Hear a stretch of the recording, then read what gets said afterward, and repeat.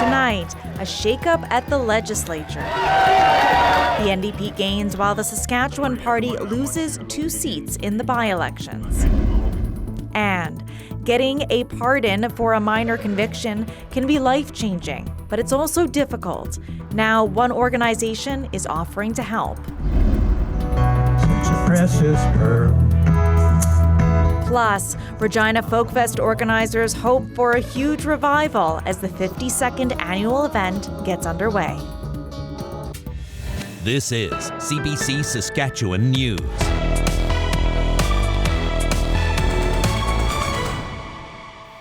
It's Friday, August 11th. CBC Saskatchewan News starts right now. Hello, I'm Natasha Lipney, and thank you for joining us. Saskatchewan has 3 new MLAs, 2 from the NDP and 1 from the Sask party. Here's the CBC's Alexander Kwan on how the dynamic is shifting at the legislature. Elections are about voters sending a message, and now it's up to our government to listen to and to act on that message that has been sent here this week. Premier Scott Moe strikes a somber tone as he reflects on a trio of by-elections that wrapped up last night. His party lost 2 Regina-based seats to the NDP. This is the first time we've held these constituencies in more than a decade, and I am so proud of the work that we did to get here. The result won't change the majority that the Sask party holds in the legislature, but Moe says the loss of 2 urban seats is a clear sign his government must do more to address affordability and the cost of living in the province. The Sask party was able to easily retain its seat in Lumsden-Morse, but the upstart Sask United Party placed second after earning nearly 23% of the vote. That's something the Premier warned about today. When you split the vote, and people should think about this as they go into polling locations this year in any election, when you split the vote, you quite likely end up with something that you don't like. The man who placed second in Lumsden-Morse says his campaign did well, and he takes it as a sign that the province is ready for change.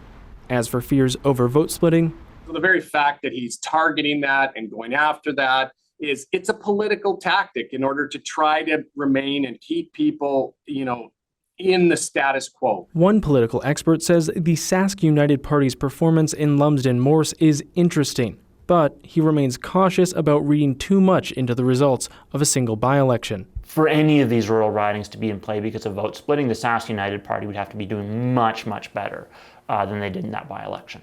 These 3 by-elections may be over, but the political battle isn't. In fact, this may have just been a preview. Saskatchewan's next general election must be held before the end of next October. Alexander Kwan, CBC News, Regina. The province is pressing pause on the lease or sale of Crown agricultural lands for the next 2 years.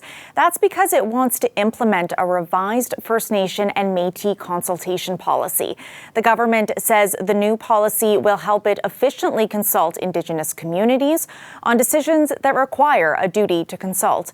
By December of last year, 31% of First Nations and 38% of Métis communities in the province had participated in engagement sessions. The minister responsible says the message he heard was consistent. We had a timeline as to ending the engagement process, but we heard from communities that they needed a bit more time, and so we've extended it twice. But what I would say is that it became very clear, even at the 35% or 33% that we received from engagement from local communities, there was very common themes, and so we could have had 50%, and I think those same themes would have just been reinforced. The Federation of Sovereign Indigenous Nations has rejected the policy. It says its members don't want to help revise the system based on what it calls a deeply flawed consultation policy. Yesterday, we told you about the criticism the federal government faced after it announced it wants to achieve a net zero emission electrical grid by 2035. But some people here are cheering that goal. People rallied in front of the Sask Power headquarters in Regina today, calling for cleaner energy. The organizers want the province to move toward 100% clean electricity and net zero emissions by 2035. They say those goals are achievable with renewable technologies becoming more affordable and reliable. We're one of the only provinces who are saying that we can't do this. everyone else is working towards a goal by 2035, net zero. It is possible, we just have to work towards it. And there is funding from the government as well, right? So if we accept the funding from the government, this is going to be a lot easier. We just have to work together. Yes, I totally agree, Sid. We have some folks in our provincial government and that want to delay action. Premier Scott Moe calls the plan unaffordable and unachievable. He says it's a goal that may be feasible by 2050, but to accomplish it before then would mean doubling power rates. The John Howard Society of Saskatchewan has launched a criminal record suspension program. It connects caseworkers with people seeking what's commonly known as a pardon. Angel Generou is one of those caseworkers. She says old convictions show up on criminal record checks and prevent people from pursuing jobs and volunteer gigs or even renting apartments. But Generou says the process of applying to have that record kept private is really complicated. She would know. Generou was convicted of theft in the 1980s after stealing to support her child. Years later, she applied to have her record suspended. Now she's helping others navigate the process. Someone goes 10 years without committing any more crimes. Are they really, truly a criminal? I don't think so. They're just somebody who either made a bad decision, made a mistake, or maybe out of desperation, like I was, did what they could to support their children. People who have been convicted of several serious crimes or sex offenses involving minors are not eligible for a suspension. The suspensions also have no effect on restraining orders, firearm restrictions, or driving restrictions.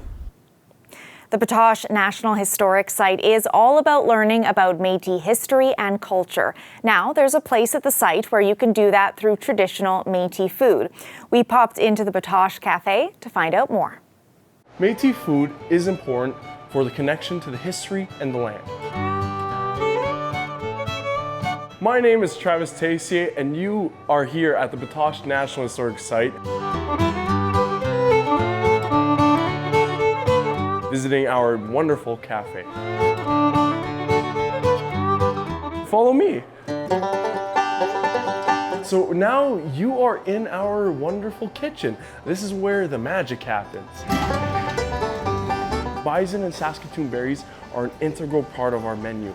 As headings in Métis, which is the old language that was spoken here at Potash, it has lots of connections to the French and lots of the other Indigenous languages.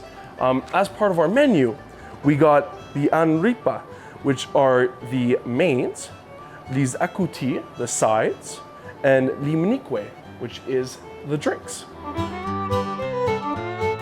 We made some bannock already. Bannock especially is a very integral part of the Métis diet. And sharing this touch of the recipes and this history, we show love and connection through food. And a great sign of respect is once everybody eats the bannock or they eat what's in their plate, what's in front of them, that's how you show love and connection. That's Polki you're hearing and seeing up on that stage. The band is heading off the Regina Folk Festival main stage tonight, with Alan Doyle capping off the evening. The 52nd annual Music Fest is taking over Victoria Park for the weekend. After the break, Ethan Williams will join us live from the site with your forecast, and we'll hear more about what this year's festival has in store. Stay with us.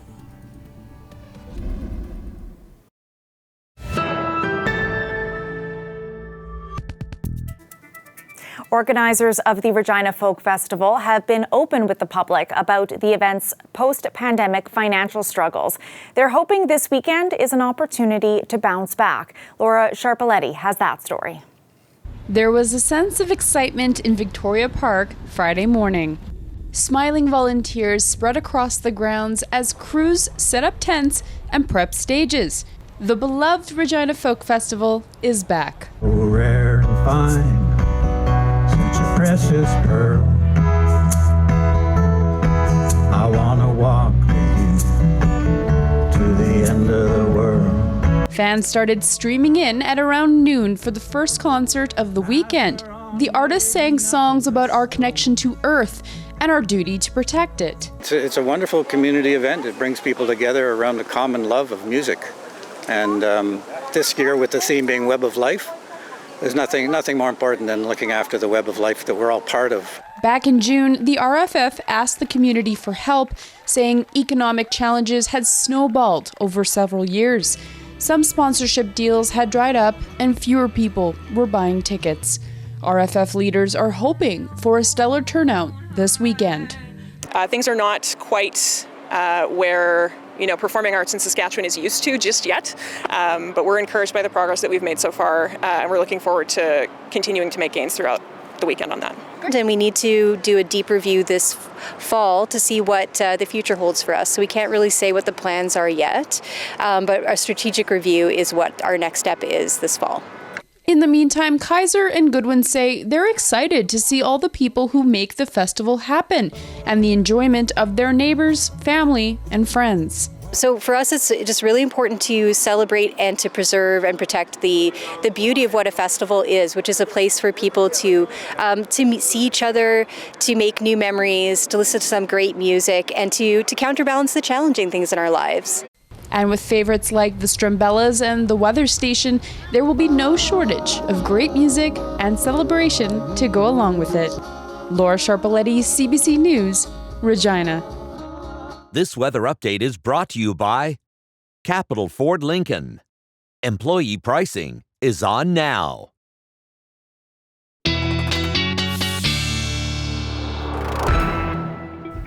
And weather specialist Ethan Williams joins us from that very festival. How's it going at the Folk Fest, Ethan? Oh, it's great so far, Natasha. We have Polki on the main stage right now. They're a Polish female-led group from Toronto, and we also have a lot of other great acts tonight, including Kaylee Cardinal and Teke Teke, and it's all going to be wrapped up with Alan Doyle coming up at just after 10:30 tonight. You know, earlier today, Natasha, it was kind of gloomy and cloudy. Beautiful right now, and even the winds have gone down a bit. Let's take a look right now at where those wind speeds are in the province. Still a bit breezy in southern Saskatchewan this afternoon, but things are improving, and our temperatures as well are actually on the up and up as we head through the afternoon. Looking at close to 20 degrees. We did get over 20 in Regina and Saskatoon this afternoon. Still a warm day in southwestern Saskatchewan where you're seeing more of that sunshine. And you can see that sunshine on our satellite and radar map. Not much cloud cover to speak of in that part of the province, and it is clearing from west to east. We had a few showers here and there heading through the afternoon, but those are beginning to clear out now. We did have rain, of course, yesterday as well. Here's a look at some of the rainfall totals from 7 a.m. yesterday to 7 a.m. this morning. Bredenbury picking up the most there. Emma Lake getting about 16 millimeters. Saskatoon in the range of about 7 to 13 or so. Buffalo Narrows picking up about 15 as well. Now, overnight tonight, seeing continued clearing in south and central. Rain showers still moving through the north. Bit foggy at times in east central Saskatchewan, but tomorrow, cloud cover starts to build in again to south and central Saskatchewan. Likely going to be seeing some showers, maybe even here at the Folk Fest. Spotty showers in the north of the province. And then Sunday night, that's kind of when, or Saturday night tomorrow rather, is when we kind of see some heavier pockets. And that clears out on Sunday when a high pressure area begins to move in. And we're really going to see a nice sunny day, I think, Sunday as we head through the day. And as that high pressure moves in, that means that we're going to also be seeing our winds getting a little bit lighter as well. They'll be breezy from time to time heading through tomorrow and Sunday, but we shouldn't see anything like we saw today. Now, with that high pressure, we are also going to be seeing a ridge building into our upper atmosphere. So that means that especially for south and central Saskatchewan, as we head through the rest of the weekend, things are going to be getting warmer. And for Regina and southern Saskatchewan, we'll really notice that warmth taking off on Monday when we'll be getting close to 30 in some spots, especially in the southwest. Looking at mostly sunny conditions for both Sunday and Monday, maybe some showers for Saturday.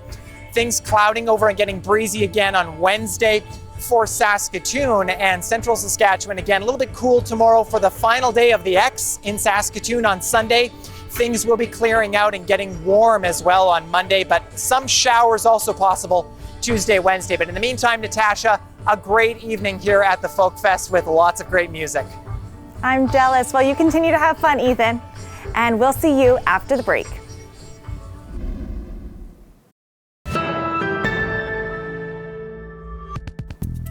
Welcome back. Some dentists and hygienists are concerned not enough families are taking advantage of a federal benefit meant to give uninsured children access to dental care. Brian Labby has more.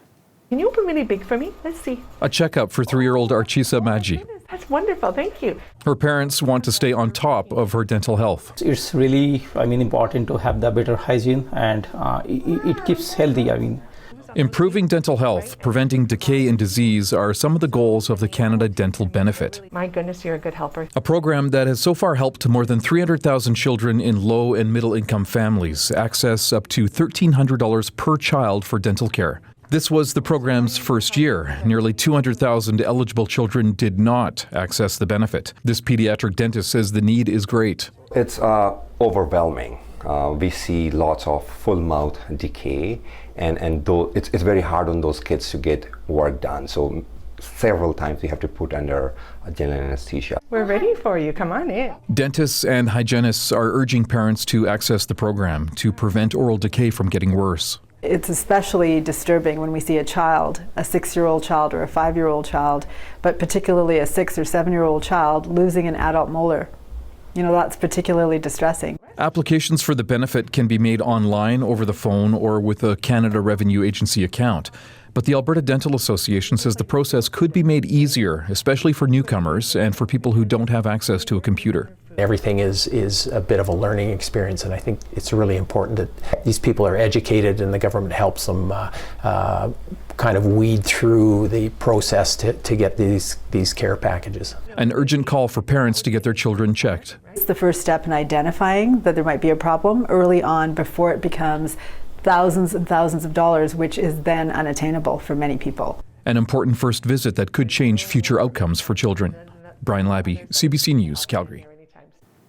A woman in British Columbia is speaking out over a bizarre battle with Amazon. For months, she has been receiving packages she never ordered and doesn't want, and she's getting charged for them.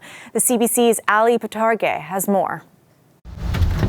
Almost every day for 2 months, Anka Nitu finds a not-so-special delivery on her porch. More than 50 of these packages quietly dropped off by delivery people at her doorstep with no chance to deny them. I can't eat, I can't sleep, I start shaking when I see packages at my door. And inside these parcels are shoes like this. These are not even a third of what she received. She's given away the rest, and they're unfit not just for her feet. They are definitely not my style. The packages come from different senders who are mostly from the US. Each box comes with one of these return authorization slips. Nitu suspects her residence is being used as a return address to dump unwanted merchandise. It has my name, it has my address, it has my old phone number that has been out of service for 4 years. But Nitu says the shoes are the least of her problems compared to the bills. UPS mailed her more than $300 worth of customs charges, which she is refusing to pay. And UPS has been slow to respond to her complaints. They tell CBC they're looking to investigate further, but haven't given official comment. I might at some point in time receive a very hefty bill from Amazon for seller services that I never requested and I never had and I never want. BC's Better Business Bureau says this could be linked to a vendor return scheme where sellers or third-party handlers can avoid warehouse or shipping fees by sending unwanted products to residences. It might be cheaper for them to actually just send it out to random addresses and say that it's been given to or it's been delivered to a buyer. So if your address is available online somewhere, that's what they're doing. Nitu has yet to prove the exact cause. In a statement sent to CBC, Amazon says the case in question has been addressed and corrective action is being taken to stop the packages. Nitu filed a report to Langley RCMP, and for now she says UPS advised her to put a sign on her door to refuse all delivery drops. I don't know how long this is going to continue. This is not under my control. It is obvious something that happened on the Amazon platform, and they don't want to be held accountable for it. She worries her name will forever be associated with a third-party seller she has nothing to do with, as she wonders what will it take for the shoe to drop on whoever is causing this. Ali Patarga, CBC News, Langley. At least 55 people have been killed in wildfires in Maui. More than 1,700 homes and buildings have been destroyed. It's the deadliest natural disaster in Hawaii since a tsunami in 1960. Lindsay Duncombe has the latest. With no phone, no internet, the only way for people on Maui to know if their homes are still standing is to show up and find out. The news is grim. This is our first time coming back and actually knowing that our house burned down. People lost everything. Homes, jobs, their cars, some their pets. There's still people missing. The task for rescue crews searching rubble, looking for people who didn't make it out. The fire moved so fast, fueled by winds so strong, there's little doubt people were trapped. We are seeing loss of life here. As you know, the number has been rising and we will continue to see loss of life. There is an urgent need to get supplies to people stranded and homeless in the heat. We need formula, diapers, ice, water, and just food. What's going through your mind right now? I'm a little worried because I have a 4-month-old and a 2-year-old. The governor called this the largest natural disaster in Hawaii's history. It will take more time to figure out just how devastating the damage, how crippling the loss. Lindsay Duncombe, CBC News, Vancouver.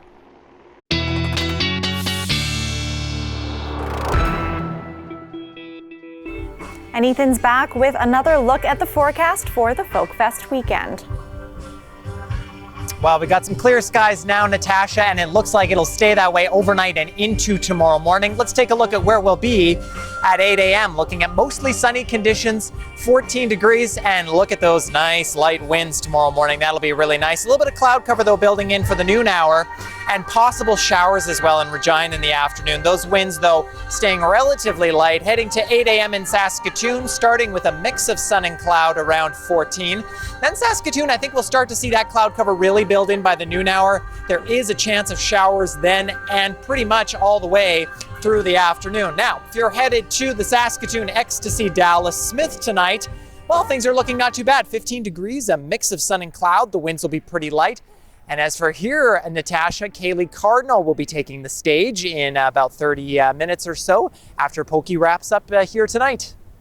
Perfect timing for me. I'll have to rush down there. Have fun, Ethan. And that's a wrap on This Week. For news anytime, head to cbc.ca/sask or subscribe to the CBC Saskatchewan YouTube channel. Ethan and I are back with more local news at 11. Thanks for watching. Have a great weekend.